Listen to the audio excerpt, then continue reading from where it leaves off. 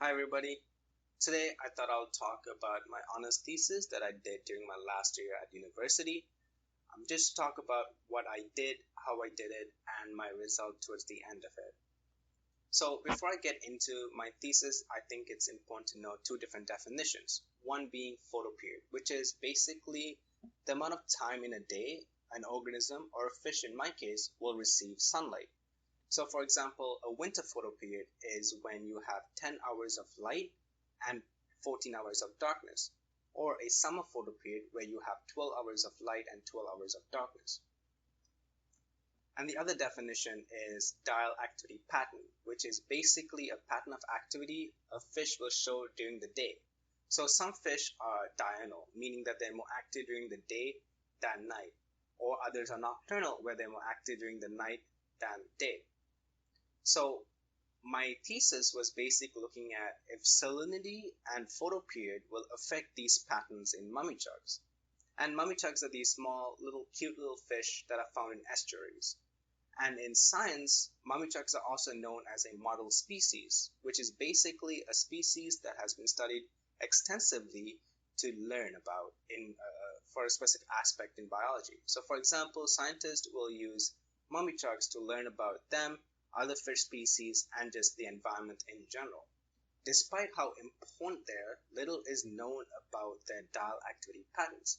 Some studies suggest that they're diurnal, which would make sense because they're mainly a visually oriented species, meaning that they'll use their eyes to hunt, feed, and mate during the day.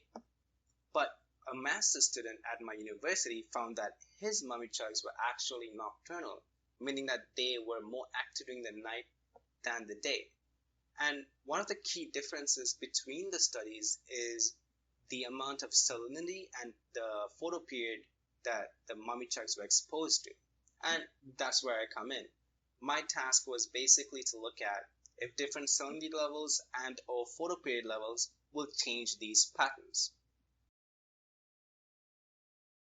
So for my experiment, I had these two large tanks filled with water, and inside them I had three more smaller tanks, and inside them I had 5 fish in each. So in one large tank, I would have 15 fish and a total of 30 fish in both of these large tanks.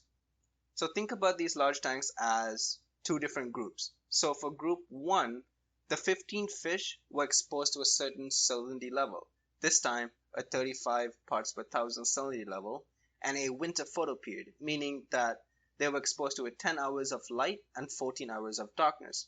And after the 4 weeks, their individual activity level was recorded for 2 days. And after that, the same 15 fish were exposed to another 4 weeks of the same salinity level, but this time a summer photoperiod, meaning 12 hours of light and 12 hours of darkness. And after the 4 weeks, the activity level was recorded again. For the second group, they were exposed to 4 weeks of 17 parts per thousand of salinity level and a winter photoperiod, which was followed by 2 days of recording, and then another 4 weeks of 17 salinity level and a summer photoperiod and 2 days of recording. So what I found during my study was that my mummichugs were active all the time. They did not show any preference during night or day, meaning salinity and or photoperiod did not have an effect in the diel activity patterns of mummichugs. And there can be several reasoning for this. For many studies that looked at these patterns, mummichugs were taken from different areas around the world.